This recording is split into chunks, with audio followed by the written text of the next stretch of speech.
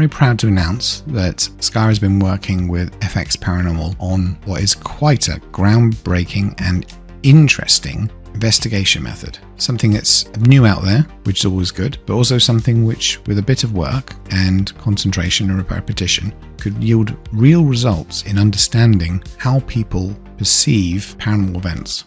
The Hartley Method was developed by Rhiannon Hartley, Jade Hartley and Shannon Colgan from FX Paranormal over a number of years in support of their long-term sensory deprivation research. FX Paranormal approached Skya to help design and manufacture the response unit to their specifications, as well as enabling the wider paranormal community to run their own Hartley Method experiments by producing full kits and instructions. The purpose of the experiment is to understand how, whilst people are deprived of their senses, can be externally influenced to provide responses. So there are lots of experiments which use sensory deprivation, so like Estes and Gansfeld. The focus on those is the person needs to interpret things or describe visions of things. This experiment, they only have to press a button, or two buttons sometimes. During sensory deprivation, our mind and body are both at their weakest, but also most attentive. Your brain is starved of information and is reaching out there to try and find out what's going on. You can't see anything, can't hear anything. It'll grab hold of any little piece of information so it can tell you what's happening.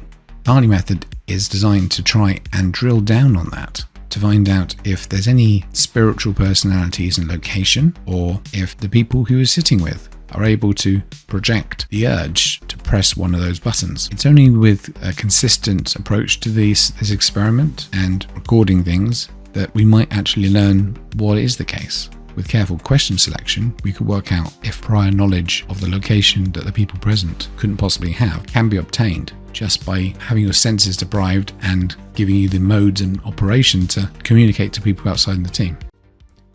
Okay, let's talk about the participant. So the first thing that the experimenter needs to do is make sure that the participant is comfortable with having their senses deprived. So just make sure that they know that at any point, if they want to come out of it, stop what we're doing, they just stop. There's no pressure to keep going. They don't have to feel like that they're laying on down. They should just stop. The comfort and the safety of people doing any experiments in the paranormal is the primary concern. That being said, let's get a volunteer.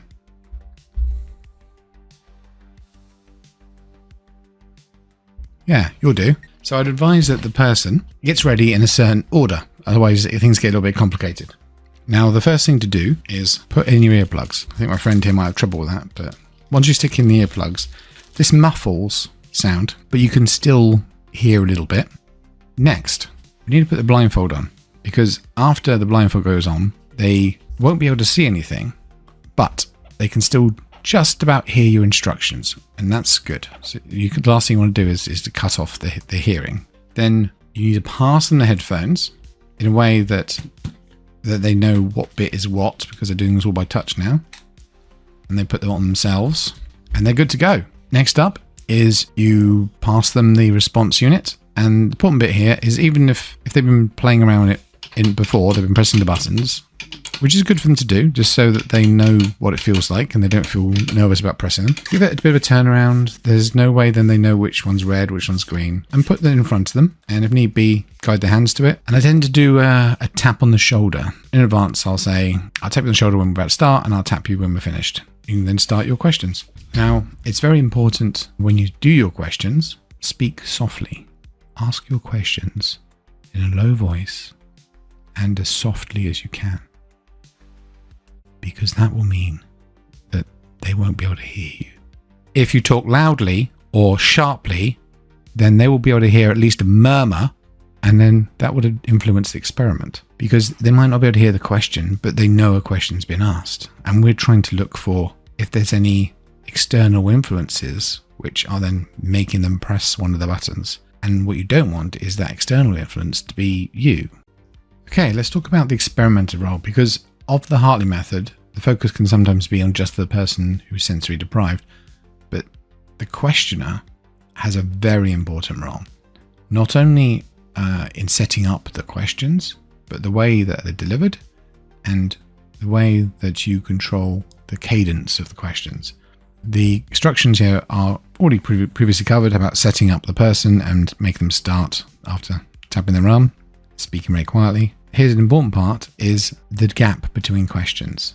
Because a trap you could get into is you ask a question and then you wait until they press the button for something. That is a mistake because the experiment should also have non-results. If you ask a question and then wait a short period of time and there's no response from the person, they've not pressed the button, then you need to move on and just mark down that that question wasn't answered, because that in itself might tell you something.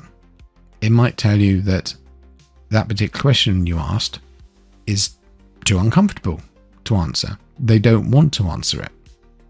And if you had 5 people all ask the same question and none of them press the button for it, that's compelling. So it's very important to ask the question. I then wait 15 seconds, and I do that just by using my fingers. You could probably do it another way. You could probably look at your phone or some sort of timer or a stopwatch, but just opening your hand 3 times is quite easy, and I've always got my hand with me, which is useful. The control questions are important as well. So I'm going to show you a sample set of questions, and what you'll see is that they're mixed in with the questions where you really actually want the answer from. An important point is how long you're going to go for. Now, I typically do sessions which last about 6 to 8 minutes. 10 minutes should be your max, because that person is literally blind and they can't hear anything. And if you leave people in that for too long, then they're going to get very uncomfortable and not very ethical. So limit the amount of questions you're going to ask and limit the amount of time between those questions. So it means that you're always going to have the same sort of length question sessions, and it's never going to go too long. Right, I want to show you some example questions. I find it's most productive if you prepare questions in advance, because that gives you a lot more flexibility about what sort of questions you ask, and also gives you a bit of time to really think about the questions you're asking.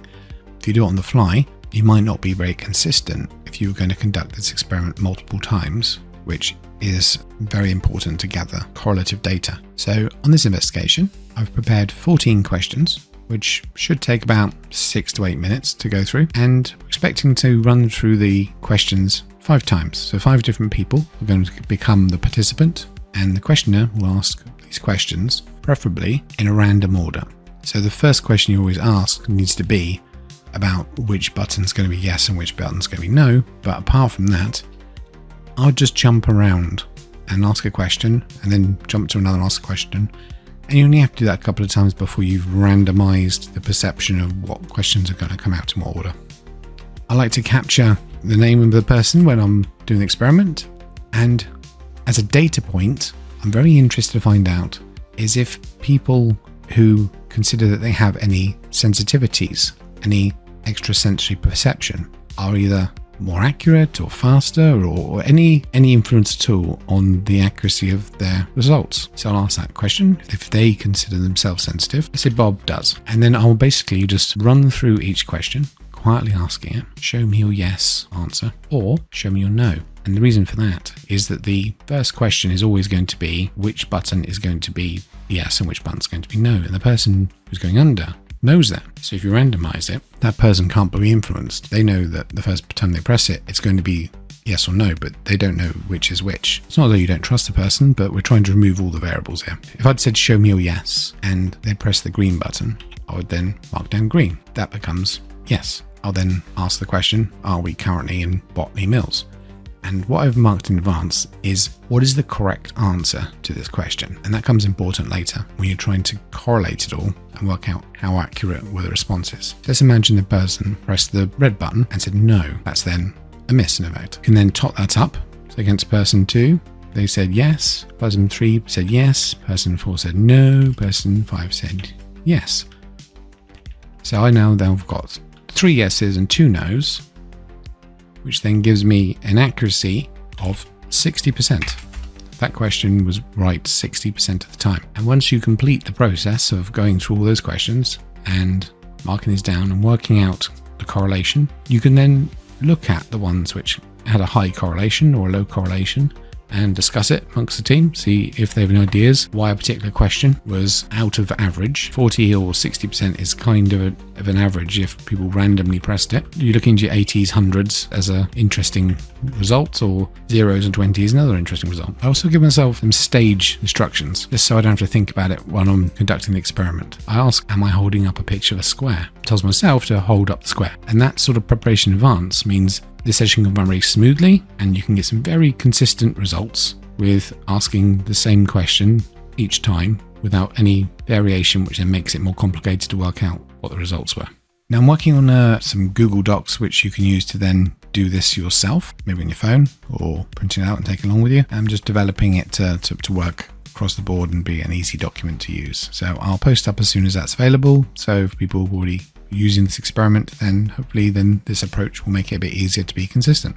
In the Hartley Method full kit, firstly, most importantly, you get a full set of instructions. Now the nice thing about this is it comes in 2 sheets. The front side contains the basic overall of the Hartley Method and what bits you'll need. On the other side, you get 2 pages. One of these pages can go to the participant, so that's the person who's going under, and one to the experimenter, so the person asking those questions. And you can then give these to the people who are doing those roles. They can read these before they make a start if they aren't familiar with it. So this is your protocol for the experiment. Alongside that, you will receive a nice pack of earplugs, set of ear defenders. These may vary depending on what's currently available for me to source. You get a pack with a blindfold, which is adjustable and also has the nose shield there, so it stops things peeking under the top, and a pack of Xena cards. You then get the response unit, which is a device which enables a person to press a button and it'll light up a color depending on what they've pressed, and they don't know what that color is. The important bit is that it doesn't make any noise, doesn't say yes, doesn't say no. It just enables people who are present to see the color and make a note of the response. Let's take a look at the Xena cards. So inside the nice padded eye mask, you have a set of Xena cards, which sometimes are called ESP cards, which contain 5 different coloured shapes. And the purpose of these is that it gives you something to use as a control question. A big part of the Hartley method is that asking a lot of control questions around the informational questions is really important to set yourself a baseline and also provide some useful information. If I held up this and said, is this a circle? And we got a good response, if we got a positive response on it, we can then tell that whatever influenced the person who's under was able to see me holding up this card. Okay, let's take a look at the response unit. It's fairly simple, but it's a nice comfortable size that someone can then have on their lap or sit on a table in front of them. It doesn't feel like it's going to move around anywhere too much. It feels nice and sturdy and comfortable to operate with. The buttons are arcade quality, so these are very hard wearing buttons, which are meant to be hammered when people are playing video games. It uses a 9-volt battery, which is not included. And once you switch it on, it's a simple case of pressing one button or the other button. And they can, even if they put their hands over like this, you'll still end up seeing the lights. Now the lights operate well in the dark. They're not glaring and they're nice and bright. You can see across the room. They aren't geared to be out in the sunlight and the daylight, so you won't be able to see these in bright light that easily, but they won't then blind you when you're trying to investigate. And also, most importantly, the person wearing the blindfold, the participant, won't be able to see what color it's lighting up. If it was too bright, then they would have some sort of indication from the sides of the mask, etc. It could get through. You can start trying out this experiment by going to skytech.co.uk, where I supply both the full kit, literally everything you could need to run these experiments yourselves, or if you already have some of these components, a lot of people have ear defenders and earplugs, etc., then I can supply just the Hartley response unit, which makes it easier to do the yes/no responses, as well as the instruction sheets. Thank you for your time in watching this video. Very much appreciate it, and hopefully I can get to work with you at some point in the future and we can pull together some of the information we get from the Hartley method.